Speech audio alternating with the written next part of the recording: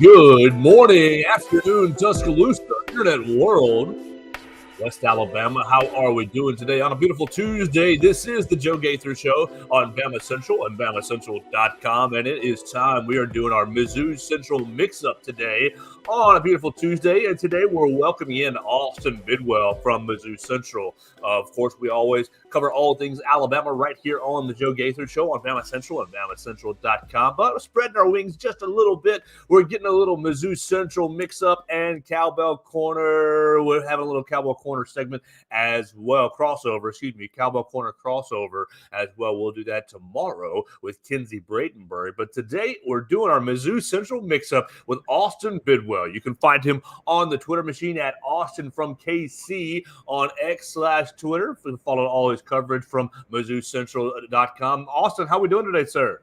I'm doing good. How are you doing? Oh, having a great day, doing well so far, enjoying the week. It's rivalry week, and for Mizzou, that means Arkansas. But let's not get too far ahead of ourselves. Missouri keeps their excellent, their dream season going by beating Florida 33-31. Okay, from the outside in looking in, what the heck happened? Mizzou, you're supposed to beat Florida by a lot. They stink. No defense. Both teams over 500 yards. What happened in the ball game besides the walk-off field goal? I mean, stylistically, this matchup is never going to be good for Mizzou. Mizzou, if you look at them all season, they've struggled with mobile quarterbacks. They struggle with quarterbacks that can get out of the pocket. You look at Jaden Daniels. You look at, all these quarterbacks that Mizzou has played. The ones they've really struggled with are the ones that have the ability to extend the play, the ones to move out of the pocket. And we saw that with Graham Mertz a little bit, but we really saw that is when Florida's backup quarterback had to come in. And when we saw that Mizzou was unable to keep him in the pocket and unable to stop him from, having these little option plays where he would fake to the running back, everyone would commit, and he would leak out, or either they would all zone in on him and the running back would be gone. And, I think that that's going to be something that Mizzou has to work on in the offseason, and something that coming to this game, we all knew that Mizzou was going to struggle with these mobile quarterbacks and struggle with these plays. And I think that it really showed that it's not something you can just keep ignoring, and it's not something that you can just not think about. And that's really what hurt Mizzou. And that's why the game was as close as it was. It was just a bad stylistic matchup for the Tigers. And I think that you can expect to see that more if Mizzou has to play with or against mobile quarterbacks. All right, so Missouri end up winning. Contextualize this season. I mean, obviously it's not the 14 and 15, the 14 and 15 seasons where Missouri wins the SEC East, but it's been a hot minute since Missouri's been relevant in the SEC to this level. What's the significance of this season? I would even maybe go as far to argue that this season is just as significant as those SEC East winning seasons, because this program, recently has not been something that, when recruits look at Mizzou before this season, they're not looking at a team that's going to go and compete in the SEC. But what Drinkwitz has been building at Mizzou, and what these recruits are now saying is they're saying that this is a team that's going to go out there and compete, this team that's going to go out there and win, and beat the best of the best. So this season, while it's been, maybe not the exact thing they hoped for in terms of, winning the SEC East and then contending for the college football playoffs, this is an extremely important season in the future in building this program for the coaches. Coming to this season, people would have maybe said that Drink was on the hot seat. Drink needed to prove himself. Coach Drinkwitz needed to, show something. And I think that he has, and I think the recruits have taken notice. Just recently there was a commit from Colorado that flipped to Mizzou. It's because people are seeing that these games and these wins are important to recruits, and I think that's what's going to build for the future for those seasons that you can contend for the SEC East. All right, Austin, we're talking to Austin Bidwell of MizzouCentral.com on the MizzouCentral Mix-Up right here on the Joe Gaither Show. All right, so I'm looking at bowl projections, and recent one that I'm looking at right here, USA Today, Cotton Bowl for Missouri. Cotton Bowl against Texas? Oh, you're leaving Texas out of the college football playoff in that scenario, and that's a different discussion. But how would Missouri fans feel with, okay, maybe Drinkwitz is on the hot seat to, we're going to the Cotton Bowl? Yeah, I mean, Mizzou fans should be thrilled. And they, this is something that the team has been looking for since those seasons. And, I mean, the whole, Missouri has, embraced Drinkowitz. I think that the fan base has really grabbed onto him.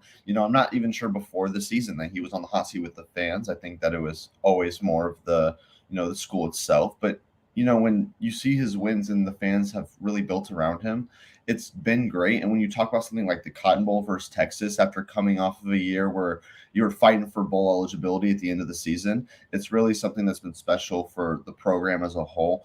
And fans are just going to keep latching on to Drink and keep latching on to the personalities in this program. So when you really talk about something that special in a game that big, it's something that's really exciting for this program. Well, he's really fun coach. He's a really fun coach to follow and to pay attention to, just because of kind of maybe his quirkiness per se. So I've enjoyed watching Drinkwitz from afar, and I've enjoyed what he's done at Missouri. I think a lot of people might have written him off a little too early, too soon. What's the key to keeping it going? Brady Cook is just a junior. And he's not really an NFL type prospect at the moment. Now, maybe could develop into that, but at the moment, not really looking like he's an early entry candidate. What's the key to keeping it going? I mean, you want to get Brady Cook a senior year, and then what? And what else looking at 2024? I mean, when you look forward, you see that Mizzou is going to return a lot of their great players. I mean, they'll lose some, of course. They'll lose Chris Havens Drain in the offseason. They'll lose, some big pieces, but the main pieces on this team are here to stay. Luther Burden is going to play another year. He's just going to continue to get better. If we see a leap similar to his freshman to sophomore year, he's going to be the best receiver in the country if he isn't already. If we see another leap like that in the next year. And Brady Cook, his transition from last year to this year has just been – it's been tremendous after his shoulder surgery. He's really came out and proved that he's a quarterback that can and should start in the SEC and can and should start for this Missouri team. And it really starts with them too. Of course, the recruiting, as I was talking about earlier, is going to play a big part. 5-star commits Williams Nawari comes in next year. He is going to be an absolute unit on the defensive line. And it's just the ability to keep recruiting and keep bringing in players with immense talent, keep bringing in players that buy into the system, and keep bringing in players who can help you win football games. And I think that's something that Drink has done extremely well over his seasons at Mizzou, is the ability to bring in players and it be a next guy up system. Missouri, the last 2 or 3 years in the SEC, has had the leading rusher because of the ability to bring in guys. You had Tyler Beatty in this year. Of course, you have Cody Schrader.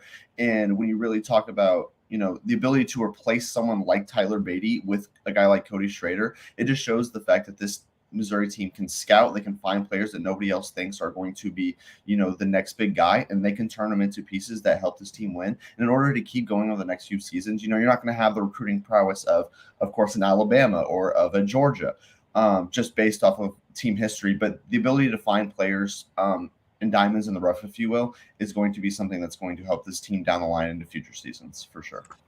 All right, so 9-1, having a great season so far, top 10 season so far. You cannot let Arkansas spoil the good vibes. What's going to be what's on deck with Arkansas this weekend? Yeah, and I mean, I think it's a very similar situation to Florida. KJ Jefferson, I think, is going to have a great game. I think KJ Jefferson is the type of quarterback that Missouri does not want to play. They don't want to go against the guy who can take off and run and can also throw the ball 50 yards down the field, because he's a great player, and Arkansas, is not having a good season. It's bad this year for them. And Mizzou has a history of beating Arkansas. Mizzou has, come out and they've put on paper that they know it's a rivalry. They think it's a rivalry. We don't care if you think it's a rivalry. And that's what Missouri is saying right now. And they're going to come out and they're going to prove it. And I think that they really have to contain KJ Jefferson. They have to continue to get their offense going. Look at Cody Schrader early to, set the tone early, try to win in the trenches, and just try to, play physical. Don't allow for these trick plays, these plays where the quarterback gets outside the pocket and extends the play, because that's where you lose to a team like Arkansas. And that's really where the upsets happen. All right, Austin, you got any big Black Friday plans? I don't know if a lot of people will realize it, but this game, Missouri and Arkansas, is on Friday at 3 p.m. Central. So you let the family, the sisters, the girlfriend, the wives, the mothers, cousins all go shopping, and you're standing around watching football, right? Absolutely. That's going to be a really important game for, the program. So you're going to have to tune in regardless of whether you think it's going to be a big win or a close game, just because of, how pivotal this game can be in Mizzou trajectory towards the future. Because you win this game, you're finishing the season 10-2 or 9-2, heading into bowl games.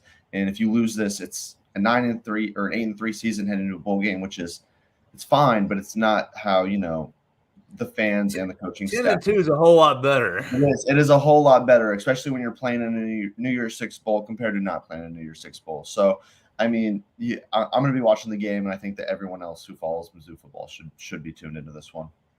All right, Austin, tell me a little bit about yourself and about what's going on at MizzouCentral before we talk about basketball. Yeah, I mean, so I am a freshman here at Mizzou. Yes, I'm from KC. As the Twitter name would suggest, Kansas City. Just kind of getting into it. I found a really good team. MizzouCentral, the team is amazing. I can't express enough. Joey, Chase, all of these great writers. Quentin is coming on the staff next semester, and it's all headed by Chris is a great guy to lead the charge, and I think that we're really building something special over there, and I think it's something that as proven success as you could see at BamaCentral. Great site, great content, and I think that's what we're trying to do over here. And we're really just trying to, make something that's enjoyable to everyone who wants to read, everyone who wants to listen, because it's our passion, and it's something that we're really excited about. Well, Austin, what's going to be maybe your lane or some of the lanes that you hope to carve out with MizzouCentral? Football, basketball, recruiting, or something different? High school sports? What's going to be like the Austin Bidwell? This is the path that I dominate. Yeah, so recently I've been doing a lot of football, and I will tell you that's definitely my main and favorite sport when it comes to college athletics.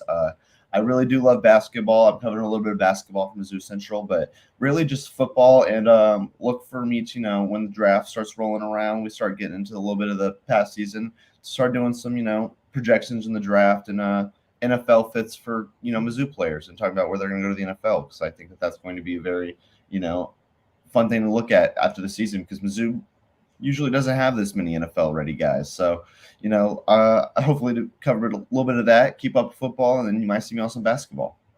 Well, let's flip to basketball real quick. I appreciate your time. We're talking to Austin Bidwell of MizzouCentral.com for the MizzouCentral Mix-Up on the Joe Gaither Show. Missouri basketball started off the year okay-ish, a bit up and down. Had a weird year. 3-2. You beat Minnesota on a big old comeback. You lost to Memphis in kind of blowout fashion. But then Monday, Sunday night, you lost to Jaxon State. So what's going on with Dennis Gates' program? Because I walked into the season thinking Dennis Gates, dark horse, sleeper for an SEC title. Yeah, the talent may not be the same talent that Texas A&M, Tennessee, Arkansas, or even Alabama has, but I think Dennis Gates is a hell of a coach. So what's going on with a 3-2 start with South Carolina State coming to Columbia tomorrow? Yeah, so, and I mean, you go back to Dennis Gates. Dennis Gates, regardless of how the season played out, is a hell of a coach. He's proved that, and he has been great for this team. I don't think that there is a more loved figure in Columbia, Missouri right now than Dennis Gates. You can ask any of the students, anyone, they love Dennis Gates. And I think that, as this team continues to gel, they will get better over time. You can expect them to get better. You can expect them going into conference play to look better. But it's hard to win games when you don't have a true number one guy. Sean East has been great this season. Do not get me wrong. He has been phenomenal. But when you look at what really led this team last year, is you had a guy night in and night out that could go in and give you what you needed to win the game. You had a Kobe Brown, you had a Demoy Hodge, you had all of these guys who were NBA level players, and just had the ability to go out there and win you games. Missouri right now doesn't truly have that number one guy. They don't truly have the guy that's going to go out there and win you games. And when you really look at the game they had against Jaxon State, as well as the game, maybe against Memphis, you see that Missouri's inability to guard at the guard position is really what is hurting them. Jaxon State's guard had 20 points. He came into the game averaging just 10, went for 20. And things like that may seem subtle, he had a good game. He had a good game, 10 points above, blah, blah, blah. That's when you lose games, is when you allow for players, every single player on their team, to do a little more than they usually do, and for them to come out and do a little better than they usually do, because Mizzou's guard defense isn't there. They're getting beat up in the paint, and to really put it together, they need to create efficient shots. That's what they were so good at last year. They shot the three just as much as anyone else in the country, but they were good at shooting the three. They were efficient with their shots. Coming into this year, they haven't really been efficient with their shooting. They've had nights like the one against Memphis where they just went ice cold from the field and nothing could help them that night. And I think that's kind of what we saw against Jaxon State, a better offensive output. But again, you should not be hanging with teams like Jaxon State, who has yet to win a game coming into the contest, and you should be an SEC contender. All right, I'm going to be a little selfish here, and you brought up Kobe Brown. Kobe Brown's from Huntsville, Alabama, right up the road, maybe two hours away. So he's moved on from the program, but Missouri still has Caleb Brown, who is Kobe's younger brother. Tell us about Caleb Brown. It doesn't look like, from what I can see, that he's been contributing yet so far. 6'7" guard, 250, also from Huntsville. So I'm going to be a little selfish asking about an Alabama guy. What's Caleb Brown? What's his story? What's his situation? How does he fit into this Tigers team? Yeah, I mean, we really haven't seen much from Caleb Brown yet. And that's something that I hope we see more going down, this season. We haven't really seen the output from him, but I think that he could be that guy like Kobe. He, again, 6'7" guard is something that is going to be really great for this team. If, he can develop, he can get in there and he can start, playing like Kobe. Hopefully that's the goal for this, for Dennis Gates and this Tigers team, is to, have him be a leader down the stretch. And I think that we will see that again as this team, blends more, finds their identity and finds their ability to, go out there and win games. But, maybe he's the guy that this team needs to step up and go out there and prove that he can take over the squad and take over the games.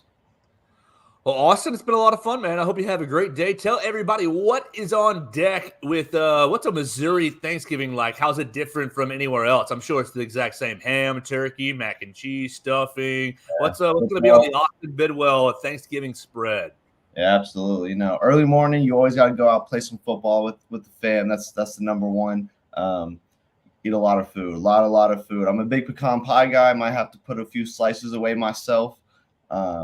That's probably my go-to Thanksgiving dessert, but I'm definitely ham over turkey guy. That's where it's at.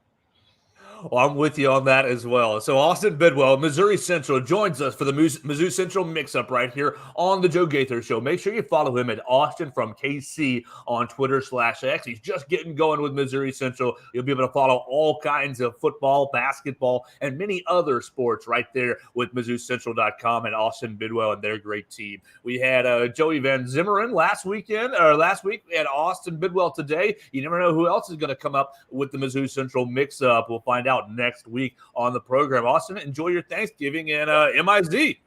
ZOU. There we go. Austin Bidwell joining us for the MizzouCentral Mix-Up, and we'll be back with more of the Joe Gaither Show right here on BamaCentral and BamaCentral.com.